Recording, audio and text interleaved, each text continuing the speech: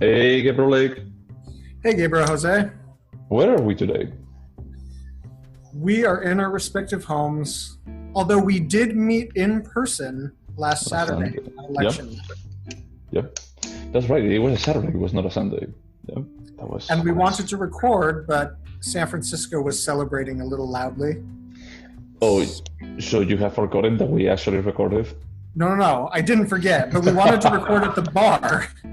Gotcha. Okay. And I you was and I su- did shots together, which I don't know that we've ever done before. No, we did a couple of times, at least once in a day ago, but not so many as we did that night. I got really drunk and fell asleep laying on you on your couch.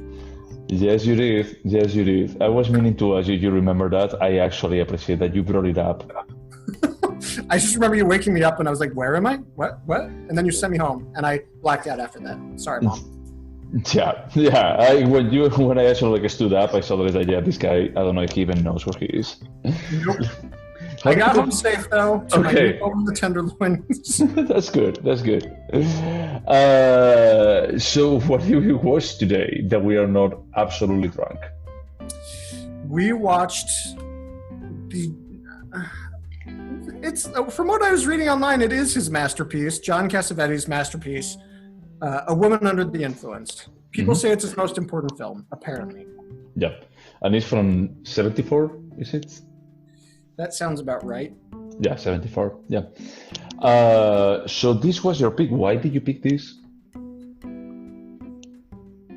What did we watch last time? We watched Pleasantville. That is basically the opposite of this.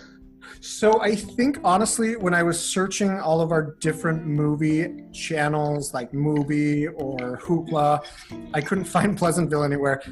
But it did suggest to me a John Cassavetes film, and I was like, it's been a really long time since I've seen a Cassavetes film. Why don't we watch something? That's why. And this was the first time that you actually watched this movie. Yes, the first time in my mind, I had seen one other Cassavetes film that he directed, not that he starred in, and Yeah. I looked at everything he directed. I can't remember anything else. Maybe I haven't seen any of his movies, No, but I have not seen this movie yet. gotcha. So as this was your pick, I think that it's like my turn to give some kind of summary about it. Basically, this is a bit of I don't know, like suburban in LA family. Like the mother that has three kids, the father that is blue collar. It's blue collar, yeah, blue collar is I guess random jobs. Do they ever say exactly what he does? They don't. I mean, they make it clear he's the boss of some sort of a bunch of people, and they're doing some sort of like Like digging. mining? Yeah, Yeah, something. I mean, they're not going into the earth, but they're like digging like up excavating. earth, Yeah. yeah, excavating a giant hole. And I don't know. I don't know what he does. And I think that is on purpose. That they don't explain exactly what he does. They only say that he works a lot, and it's a quote unquote important thing. So, but at the same time, he has some kind of flexibility because there is a sense that is like he basically chooses not to work in some aspects, in some specific points of the movie. But the movie is about like this marriage, this couple with these three kids, and the mother or the wife actually has some mental illness. They never dive too much into exactly what is going on, but from the beginning of the movie, it's pretty clear that everyone knows exactly that she's not okay. She's just not okay. They rely on their parents for taking care of the kids or for helping out around the house from time to time. And at some point, like midway through the movie, is that the wife gets interned into an asylum. We assume in a hospital. They don't say Well, exactly what the word is. I think it's important to say that the husband committed her to Yeah. an institution. Yeah, yeah. Yeah. So basically, yeah, that's basically he says that she's out of control at this point, that she's going insane, and they need to actually just take her. Then she actually comes back, and After there is 6 months. after 6 months, yeah, after 6 months, and after seeing like the kind of father that how is it called? Is it Peter Frank? the what? Peter Falk Nick, that is Colombo, yeah. Cassavetes directed, by the way, some of those episodes. Oh, I didn't know that. Yeah. So we can see what kind of a father Peter Falk was. Well, Nick, the character, was. Nick, that's the thing. Yeah, Nick, but hint not good. Let's just leave it there, not good. And when she gets back, we can see like the last half of the movie is like basically the day that she comes back to the house, and how it actually things devolve is that there is a bit of a initial like a big gathering for just welcoming her back. And the mother, with very good judgment, Nick's mother, says like, look, all these people, they don't need to be here. Is that it's going to be like just making a hard situation even worse. So they kick them out, so only the family, the close family, and a couple of friends stay behind. And we can see how she comes back okay, but she regrets immediately. Like Because pretty they're fast. all batshit insane. Yeah, it's like, well, what I was thinking is that the title, A Woman Under the Influence, when we talk about like under the influence, about like just being under the influence of drugs or any other thing that they can actually just affect your judgment. And I think that in this case, what is like the under the influence is also the husband. There is like this heart-wrenching scene when she comes back and she's like really serious, but still aware of what is going on, and he forcefully takes her to the stairs. I said like, just be yourself, just be your old self, just be this happy person. And I say, so you want her to actually just regress. You want her because you actually feel yourself better when she's going crazy. Okay, so I'm not saying that's not a valid reading, but I disagree with it. Sure. But I'm just gonna say I don't fucking get this movie, and maybe that exposes me as an idiot. I don't know. I read so many analyses of this, and every single analysis had a completely different reading of what the movie was about. I read like Roger Ebert's review, and I read the New York Times review from the '70s, and I read some blogs of just like, you know, layman people, and I don't think anybody agrees what this is about. So, in my opinion, the husband, Nick, realizes that there was nothing really wrong with her in the first place, and he was in love with that woman. And so when he was saying be yourself, he's just like, there was nothing wrong with you. You're weird and eccentric, but I love that. But everybody that I read disagreed and had a different reading. That's why I said it's not an invalid reading. I just don't know what this was really about. Yeah, I mean, I don't think that that's the case, honestly. I think there is a toxic relationship, that the guy has some kind of inferiority complex, and he's with her, and he has some kind of internal pleasure, an internal kind of self-realization, and ego boost from just seeing how crazy she is. So why, if he knows that his wife is just going has like these kind of problems, why would he organize these large parties at their place? It's like he knows that that's going to go wrong. Why inviting like 30 co-workers there? And when because they go wrong, in my opinion, the point of the film was that Cassavetes was like gaslighting Mabel. Mabel, yeah. Really, the problem was, I mean, she clearly has some real mental illness, but her husband was just as crazy as she was. Mm-hmm. The fact that he was able to hide it and he was able to maintain a job and be somebody's boss doesn't mean that he was any less crazy. It's just that he fit into social norms more than she did. And so everyone was like, she's the problem. And that's why he threw a party with like 30, 50 people and didn't have any food prepared, it was insane what he was doing. He was giving his like 6-year-old kids beer and getting them drunk. The guy's batshit insane. Yeah, but I mean, there is, I don't disagree with that part. I think that he also has some kind of mental illness, and I think that there is a message that I thought that, oh, this actually may be like pretty progressive from the perspective that the husband may not be judged by the same criterion as the wife, because when he actually goes to pick up the kids, and he's just picking 2 of them, just pulling them up and just throwing them basically on the pickup, he actually screams at the director of the school. He's like, what time is it? That is basically what the wife was doing while everyone was ignoring her on the street. So there is a clear parallel that he's trying to do about it. These are two people that both of them have some kind of problem, but it's like how he forced her to just regress as soon as she comes back. Is that for me that's heartbreaking. And how then when she's like, oh, I'm just weird, that I'm completely crazy. It's like, yeah, that's fine. I feel good now. I felt like, okay, this is a toxic relationship that he's getting some kind of pleasure out of her going crazy. I see what you're saying. You have evidence. I just disagree. But I also thought because of the title, which is mostly used to refer to people that are on drugs or on alcohol, I thought there must be something to it, and so I was looking at it from a perspective of addiction. And addicts are very, very often attracted to addicts because they're enablers. They get to, they get to do the behaviors that other people would be like, this is unacceptable. Yeah. So I thought, yeah, maybe there's something to what you said, is that they're both extremely mentally ill, but their relationship works for them because they're in this codependent, where he can mask his wife's issues for her, and she can mask his violence and insanity for him. Yeah.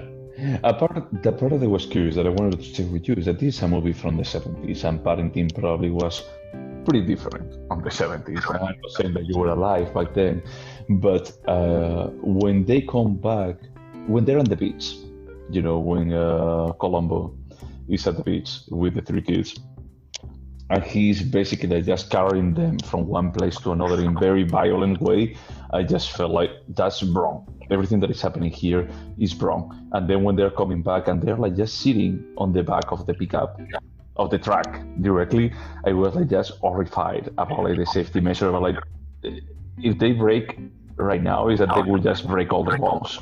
And how we start like just offering beer there is like this maybe like the worst parent.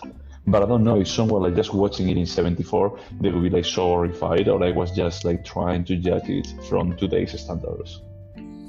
So I will say that this scene, Nick seems to be in a completely manic state, and there's an accident on the job site where we don't know if he really gets hurt, but he could possibly have gotten hurt, and it just freaks Nick the fuck out. And so a coworker or an employee is driving him home, and he's just talking nonstop, and he's like, I realized I don't even know my kids. And so he takes them out of school to basically attend the most depressing day at the beach I've ever seen. Like, I will give Cassavetes that he's great at showing human misery and kind of making you feel like it's not rubbing your face in it, but just like making sure you're watching this horrific thing happen. And then to go back to your comment, I think that the things were supposed to be shocking. I know the beer was supposed to be shocking. To see those 3 young kids drunk is supposed to be horrific. I will say that when I was like 10 and growing up in rural Idaho, we did ride in the back of trucks fairly frequently. That's changed a lot now, but I understand what you're saying. It's hard to know what's shocking, what's not shocking, because he threatened to kill children. Nick threatened to kill children in this movie. And yeah, that's right. Is this just how men behaved in the 70s? I don't know. That doesn't seem okay. Well, I mean, from my perspective, is like it actually helps to just put like the contrast between both of them. It's like Mabel, she's a loving mother. It's true that she has some kind of, like health issues, like mental issues, but everything that we see that she's doing with the kids, it's lovely. It's like caring for them. So I agree with you. I think she was a pretty capable mother, at least in the states that we saw her in. The one concerning thing is when Mabel had a neighbor and that neighbor's children over, and at some point Mabel's daughter is just running around naked. Like, that's alarming to have a stranger in the house. But overall, yeah, she was loving and caring. She didn't put the kids in risk, even though everyone thought she was. Everyone was concerned about her behavior, and the dad actually put them in danger. Yeah. I think that there is like a bit of message about like the judgment of someone that he has like mental illness and how they went with a nuclear option, because the kind of support that someone with a mental illness could have in 74 compared with what it happened, what it could actually happen in 2020 is completely different. And she was just coming back from the hospital, and she was describing about, oh yeah, I actually had like these electronic, sort of like these electric shocks going through my head, and they gave me like some more random stuff. Is that nowadays I think that we know better exactly how to treat these things. And that's why I think there's definitely something in here about like the roles the society expects people to play, and if you don't fit perfectly into that role, you're essentially put into an institution. Because the dad was fulfilling his role, and everyone said, great, fine, leave the kids alone with him, even though he was clearly putting them in danger. Yeah. The mom wasn't putting them in danger, and she got institutionalized for being essentially weird. And there could have been some mental illness there. I do think there was, but it's not like she was getting them drunk and putting them in the back of trucks. Oh yeah. I mean, I agree with you. Is that there is a message about like the husband, by normal standards, was not mentally ill, but he was a bad father.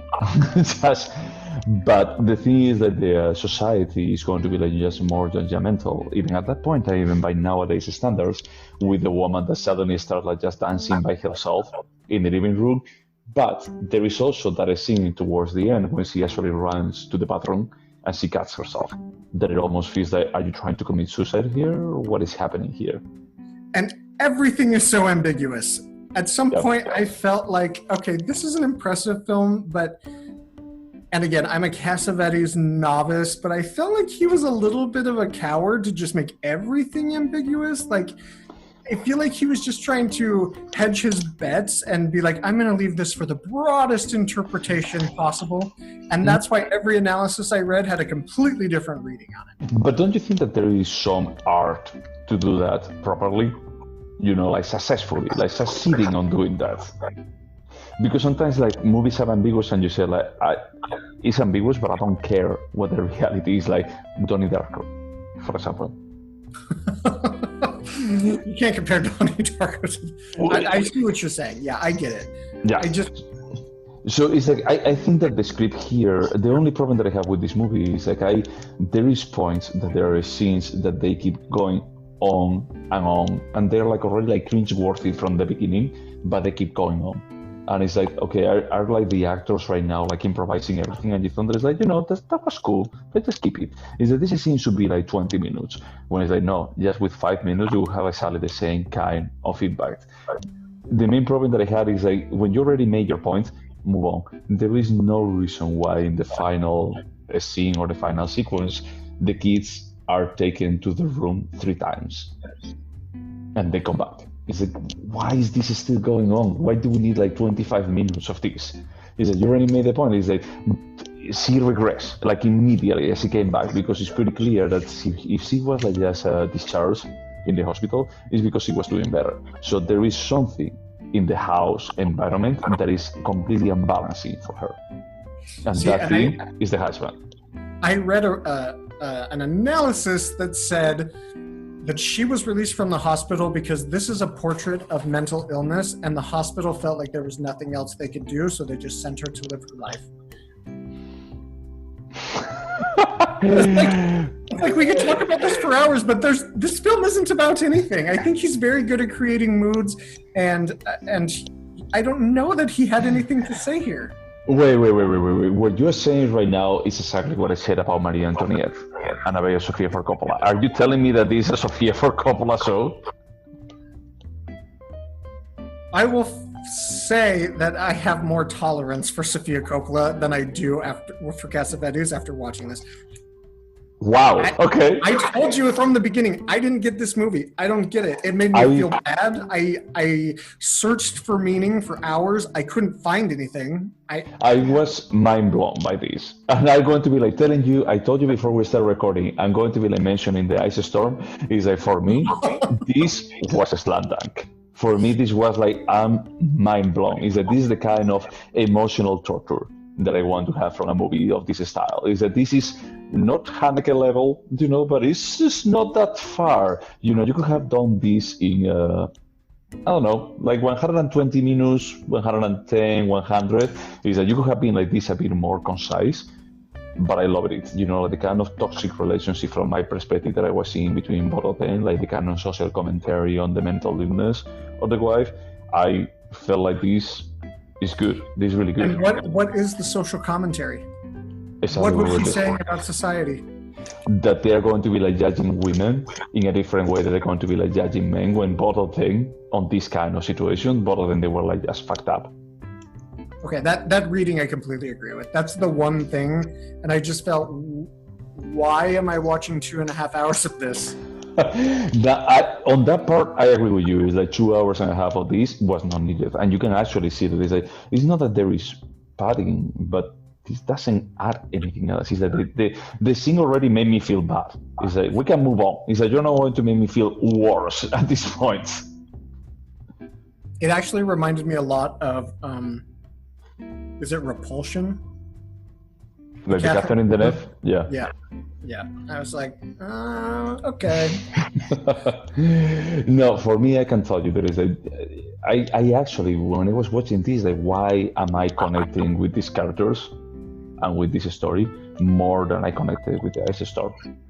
And I felt like the acting here and the script, the overall script of this, it actually just made me feel that this was more heartfelt than actually a bit more of a complex story as it happens in the Ice Storm.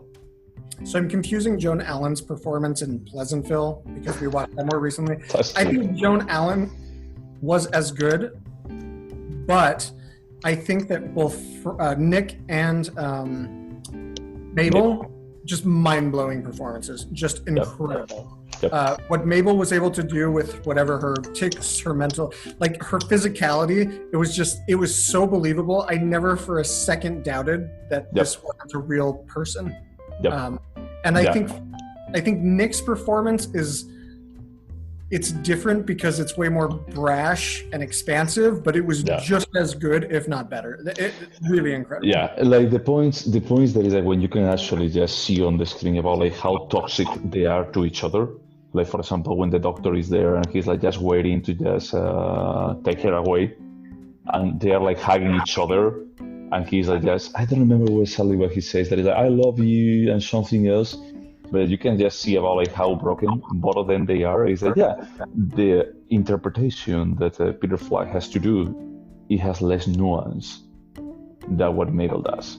You know, but it complements each other like pretty well. So I thought that the interpretation of both of them, it was amazing. I think that he was nominated to an Oscar. He was not. He was? He was not. Yeah. Only she was. I think it was like the director, John Cassavetes, and her was nominated. They didn't win. But at that point, it's like, I don't want to check who won, because 99% sure that I'm going to feel peace about it. So, but it's like her interpretation, it was just mind blowing. I cannot remember any other interpretation of someone with a mental illness that it was so believable. Maybe that's why I thought about Repulsion, because it was a similar like portrait of mental illness. Yeah, and the thing is, like, if you have, I love also like these scenes when they have other people like visiting or around and how they react to the illness, about like, we don't know what to do. And from Nick's perspective is that there is a part of resignation and there is a part of condescendency about it, you know.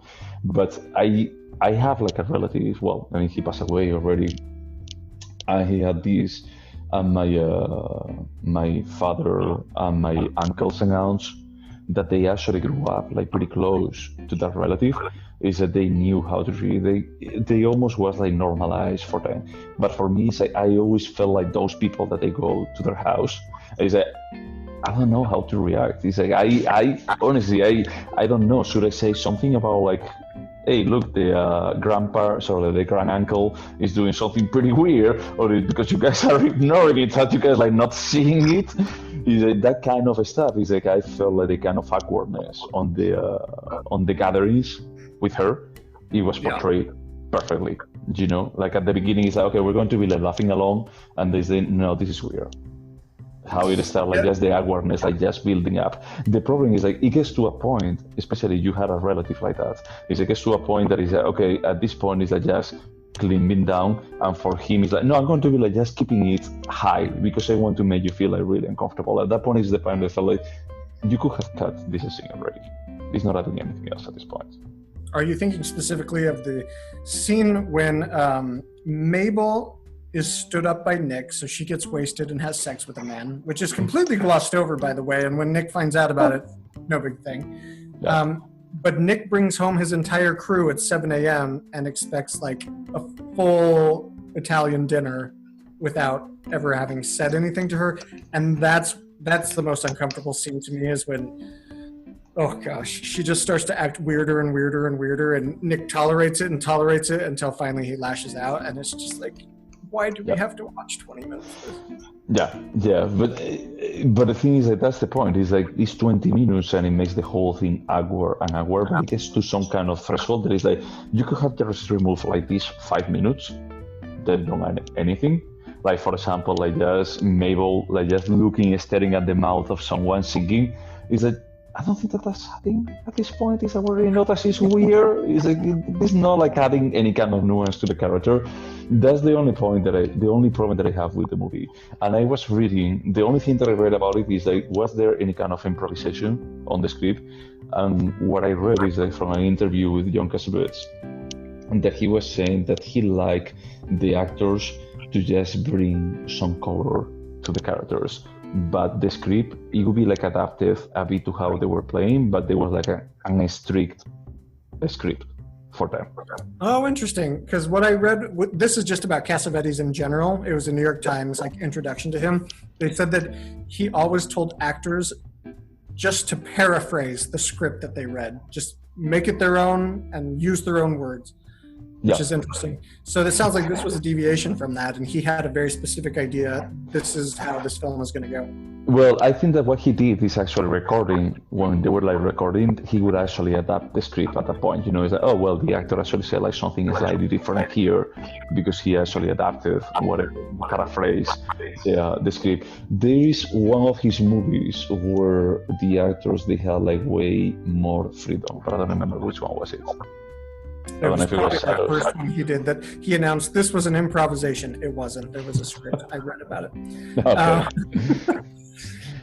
But honestly, I quote unquote love it because it's not like a hard lifting kind of movie. It just makes you feel like, okay, yes, he's back at home, but they're never going to be happy. Never.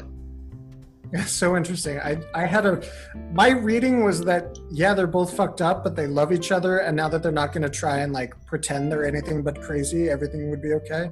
No, because the thing is that when the movie ends, that the last kind of conversation that they have, I don't know if it's that before going to bed or after going to bed, is he actually says that, oh, I'm crazy, you know, and he says like, yeah, I know, but I love you. But so the final scene, she says, do you love me, Nikki, or do you love me, Nick? And he says, let's clean up dinner. He never says it back. And I was like, no. What? At that point, no. But it's like, I think that there is like something a bit later. I should check it out. But there is a point where he actually is like just calmed down in a way that it almost feels like someone that he had like a pretty terrible night, drinking way too much, did something terrible, and the following morning, he's like, come on, I cannot believe that I did that. And then you have like a loving partner that he tells you is like, it's fine, we all make mistakes. There is a bit of that, you know, in the last sequence about like, well, I'm completely crazy, you know that? And it's like, yeah, I do. But there is that kind of condescendency that is like the reason why I think that this is a toxic relationship, that basically he is in it just for making him feel better about himself. But how can you reconcile that opinion with you also saying that he's just crazy as shit? Oh no, he is. But he's a different kind of crazy than her. Crazy is a term that you wouldn't use with someone who has a mental illness because you think that is offensive. Yeah. Yes. I wouldn't use crazy with her. She has a mental illness. He is crazy. Okay, I can see that. And I also think that to Cassavetes, it's not that important. It's not important who has whatever diagnosis. It's just these are two people that are judged very differently and treated very differently by the world. Yeah. And I thought that's, I don't know, I like this movie a lot, and I have to say that I'm like way curious to see exactly what other like Cassavetes movies are out there. So definitely, I will. If you don't recommend one, I will put one eventually on the list. So let me say, I thought this was a good film. I didn't love it, but I can see that there's something interesting in his direction, and I'd be very curious to see the trajectory of his career, like see the early movies, see the later movies. So I would definitely watch another Cassavetes film. I just am not going to score this very high, and I feel like in 10 years I'm going to be like, I was a fucking idiot. I'm not saying that you will see yourself like a fucking idiot, but I can say, you remember that we talked a couple of times, I'm not going to be like putting him in the same bucket, but we had talked a couple of times about Lars von Trier or Haneke, about like, or even like Gaspar Noé from the perspective of just, they don't want to make you feel good, or they don't want to make cinema like something digestible or palatable, but they are important to cinema as a whole. It's like when I was watching this movie, it's like there was some points that I was like, this is important cinema. And this is like cinema that is actually just trying to push the boundaries, especially like being on the 70s, and say like the kind of interpretation that they're doing, the kind of topics that they're treating, and how they're treating it in a very like heartfelt, like face value kind of thing. Like, no, there is no like just kind of just to paraphrase Edwin, there is no like metaphoric nonsense. It's like this is completely like face value. You see how the father is giving beer to the kids, and it's like, yeah, you know, if you drink enough, you're going to feel like, you know, like just falling asleep right away. It's important on days like these not to drink too much because you can get drunk. So just slow down. Just keep drinking. Yeah, I saw that. Come on, just control.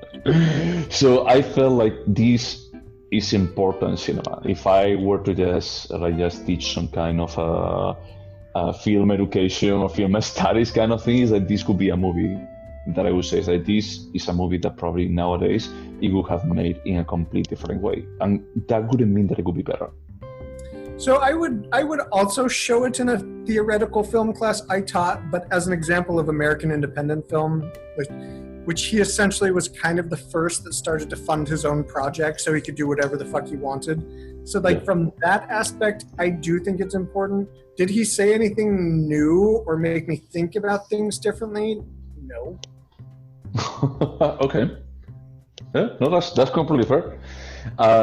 For me, it is, you know, because I also think that there are like two things on this movie, and I think that we mentioned this, that, and I was thinking about it when towards the end, I was thinking, like, can I be like fully objective with this movie? Because clearly for me, this was a movie about like toxic relationships, and I had one, you know. And from that perspective, I just looking now in retrospective, is like I relate to this topic. It's a topic that I like to see portrayed on the movies. I mean, one of my favorite movies is Sunset Boulevard, and it's also about like a toxic relationship. As I also like grief process kind of movies. So, but at the same time, how I saw it, like just displayed on the screen, it just made me feel that this is something that resonates with me, and it made me feel, it made me think actually about you watching The Ice Storm, and just how that one actually resonated with you, and for me, it didn't tell me anything. I was like, yeah, this is just almost formulaic. It's like I've seen this like just done before. And that's fair. And you can't say that this film is formulaic. I mean, it's different for sure. Yeah, I don't think about like many other movies, you know, with this kind of level. I think I have the feeling, and I have seen 1 to 2 Cassavetes films, but I get the impression that this is the sort of director that you need to learn his like visual vocabulary and like understand him a little bit more, or maybe I'm just a basic bitch who doesn't get him from the very beginning, but I want to see more of his films to understand as like more of a complete picture. What is he trying to say overall? Yeah. Would you recommend these to other people?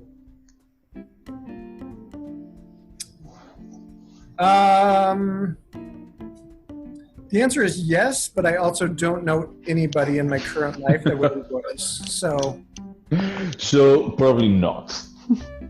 Like if I met a guy at a bar and we started talking about films and he was clearly interested in cinema more than like movies,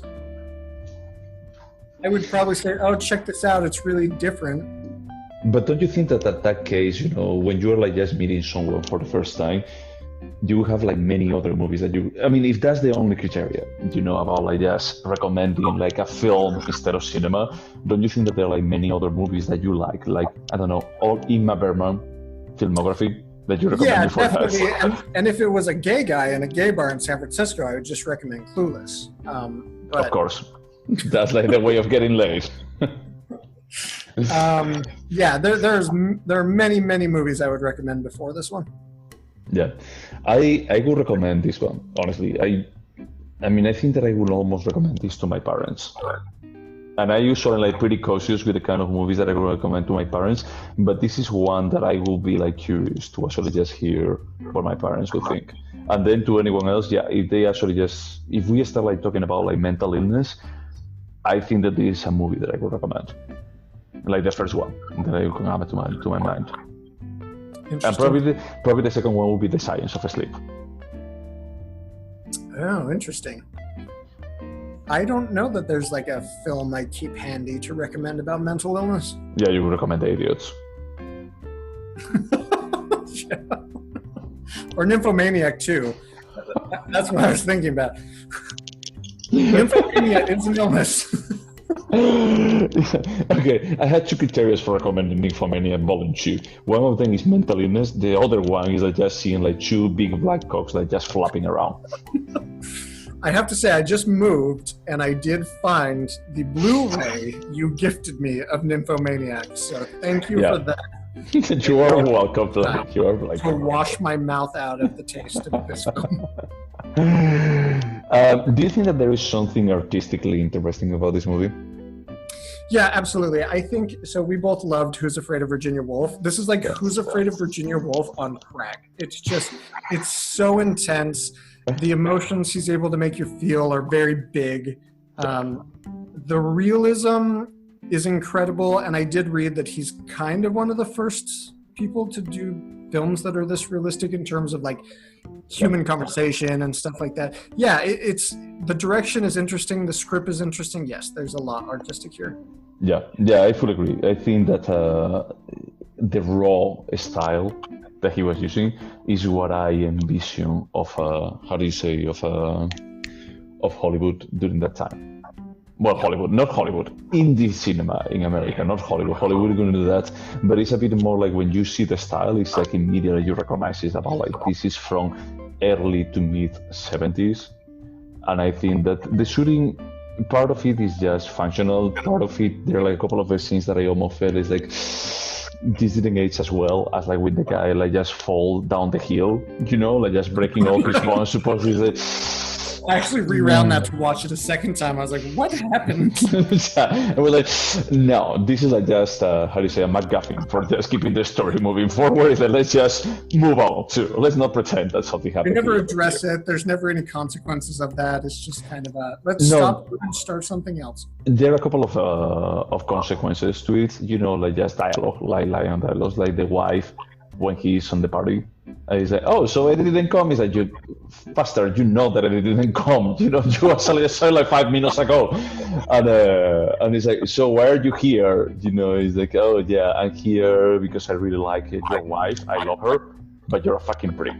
Yes. She's like, you're a shit. I was like, whoa, this was like such a nice interaction. And then all of a sudden, I was like, it makes sense, yeah. Yeah, it makes sense because like no one actually is telling him the piece of shit that he is.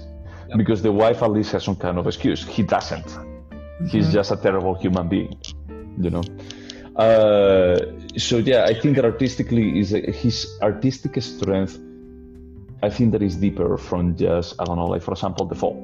That is like it's visually striking, but there is like not too much substance to it. I think that this is the other way around. It's like it's a bit more on the substance and about like how the acting works out and how the script is so well thought about like just remaining in ambiguous state.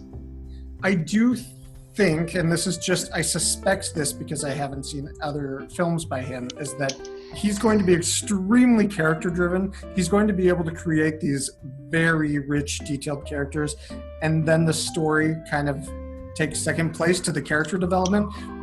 it's just a supposition. I don't know that that's the case, but you can see that his strengths are like building these characters so thoroughly, which is But cool. is that bad?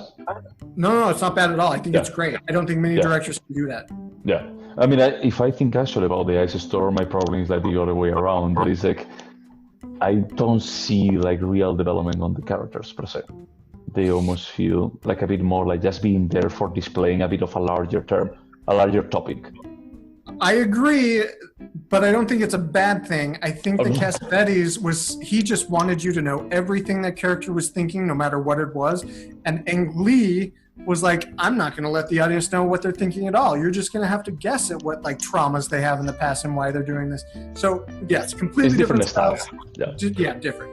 Yeah, and it's like, I don't think that there is anything wrong with them. It's like, I just think that character-driven is something that doesn't happen nowadays anymore. It's like, we don't want like intimate stories anymore. We don't want like this kind of ambiguity at the end of the stories. That we want like things that they are a bit more, I don't know how to say. I know that there is no way of saying this without like sounding easily digestible. It's like, like a story that has a start and an end and makes you feel good. Yeah, I agree with you. I see what you're saying. Yeah, and it's not about like just making me feel good or bad, because for example, it's like even with funny games or with Haneke films, is that you can see like the bigger topic like pretty clearly about like, I want to make you feel bad because human race is terrible. Just suffer, bastard, because you're part of the human race or you're part of the problem. But with this one, is like I agree with you. Like, it's a bit more about like how you want to read it at the end of the day. Is that you want to just read it as a very small story of this couple. You want to read a bit more of social critique about like how they're treating genders in a different kind of way. You want to read about like how families are being raised because the parents of both of them, they are around and they are more of a nuance more than anything else. There are like many things that they are in there, but it's like it's up to you what you want to take out of it.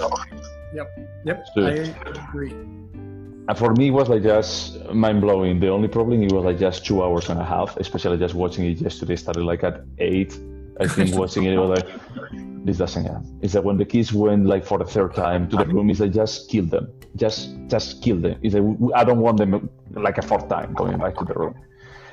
Would you remember this movie in a year from now? I don't think I will remember that much. I'll remember snippets. I'm not going to remember the details of what happens pre-institutionalization and post-institutionalization, but I'll remember that she was committed to some sort of hospital. That's about it. Yeah. I think that I will remember like a 70-80% of it. It's like the scene on the beach, I will remember it for sure. I may not remember the awkward scene when the neighbor with the kids come, but it's still a pretty awkward and pretty cringe. How the kid ends up naked. That is. Also, I don't think I've seen full frontal child nudity in any movie. That was really shocking. Yeah, that was a bit out of place. But the scene of the dinner, when she's serving the food to all the friends, to all the coworkers, I'm going to remember like part of it, because that part was, oh God, this is exactly how it feels when you have like someone with a mental illness in your family. About like this doesn't end, this just continues. Did that remind you of Buñuel at all? And I know I'm saying that wrong. I'm sorry. Buñuel?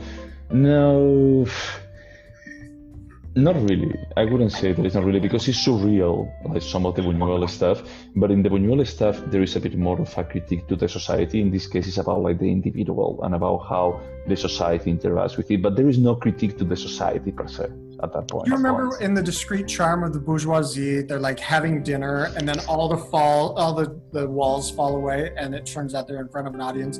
Obviously, that didn't happen in this film, but I thought the absurdity of all of those characters and the speed, like the velocity of the story going, and how the characters basically weren't really interacting with each other. They were just saying words. It reminded me a lot of that specific movie, but I understand why it didn't for you.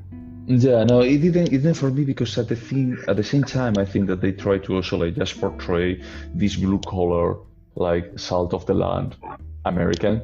That is that they are authentic, even like the friend, the coworker that he goes to the beach with him, and he even jokes like, oh, they used to call me fish. Like, well, I was thinner back then, He does like this kind of comments, and he has like this kind of mentality about like, I don't want to be conflictive, and like just a nice guy. Everyone on that party felt like a nice guy. It's like you couldn't see them as anything else than nice guys. I disagree. I thought they all were like self-motivated, and Mabel told them many times, "You guys need to leave. I want to be with my husband." Oh no, not at the party. You're talking about like the party on that party? Yeah, I agree. Yeah, on the final scene. I thought that you were talking about like the when they're eating lunch, with the spaghettis. Yeah. I'm talking about the absurdity of the 60-person party, how they were all in the rain, and then it went down to a small party, and they were all psychos. Yeah, well, when the remaining ones stay, and Mabel actually says something like, "Look, I just want to be with my husband because we want to go to bed," they should say it's like, "Yes, you just came back, and of course, it's completely understandable. After 6 months, you want to have sex with your husband, and you're trying to be polite." "Oh, I wish you'd calm down, Maisel. I wish you calm down." Yes, because that's what works with mentally ill people. Just anyway. Yeah. Yeah. No, that party was actually a bit more about like just society almost. I mean, that's how I felt about like just at that point is that there is a bit of commentary there about like just not only the husband wanting her to regress, but also society not understanding what that person is. And just thinking about like what they need to get from that other person. Yes, it wasn't about Mabel. It was about what they wanted.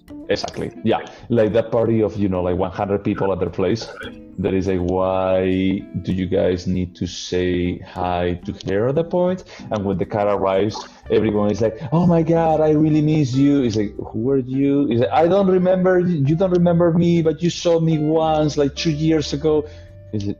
What is the point? Oh, I'm like the wife of that guy you met last month. Like, what the hell? Yeah. So it's like, I understand that, but there's a bit more of the problem is that party wouldn't have happened if the husband hadn't organized it. And how the husband sold it to other people about like, my wife is coming back and my wife would love for all of you to be there. And actually the husband didn't visit the wife during those 6 months in the hospital. Which was, yeah. So, it's once again, it's like the husband is an asshole. And he's actually just created like an asshole situation for the wife coming back home because it's not about her, it's about him. Yeah, that's true. I agree. Yeah. So I'm going to remember, as I told you, is like maybe like a 70-80% of this movie. I was like pleasantly surprised by it. So you're welcome for me introducing you to this movie. So who should I score first? It was my pick, so you score first. My score is actually an 8.5. All right. I'm going to pull out the quarter point again because I couldn't decide between a 6.5 and a 7, so I'm just going to go with 6.7. All right. So you say that Pleasantville was better than this. What did I score Pleasantville? You were not drunk. Just got it a 7. I barely remember that recording, okay? Yeah, you should actually, I think that is like if we have like a highlight episode about like just the best moments is when you score this and I actually asked you like completely serious, are you serious? I remember just trying not to slur my speech. That's That's completely fair. So 675. Okay, no, that's completely fine. Yeah. So I think that the next one is my pick. And before we recorded, I gave like 3 different choices to Blake. I'm not going to disclose what were the other 2 choices because they will come back. Believe me, they will eventually come back. Not in the order of preference that you displayed, but they will come back eventually. I will just save them for a rainy day, so just keep it on your purse. Just when we watch it, is I just say like, Jose just thinks, "Fuck you." And that was a reference to the talented Mr. Ripley. And what we're going to be like watching next time is going to be the 67, I think. No, the Samurai. Yeah, 67. Jean-Pierre Melville classic movie called Le Samurai with Alain Delon. And this actually comes back from when we watched Diva and what was the other one that we watched like back to back? That it was also like a French surrealist. Le Boucher. That was realist, that was like French realist, and Diva was like French surrealist. I wanted to see Le Samurai is a bit closer to what Diva was, I think, if I recall correctly. So I'm curious to see what is going to be my opinion after 15 years, after the last time that I watched it. But yeah, and I haven't seen it. I've known about this film, but I know nothing about it. So I can't wait. And you know how much I love French cinema. I know. Almost as much as in my Berman cinema. Almost. Well, man, this was great. Thank you so much for presenting me with John Cassavetes. You're welcome. Yeah, and to whoever is listening out there, is well, do something better with your life. Honestly, you can do better. And we're in the third wave, so like really wash your hands. Yeah, just wave. So like just surf the wave. Is that something that they say? Yeah, surf. Whatever. Yeah. Yeah, the thing. Okay. Bye.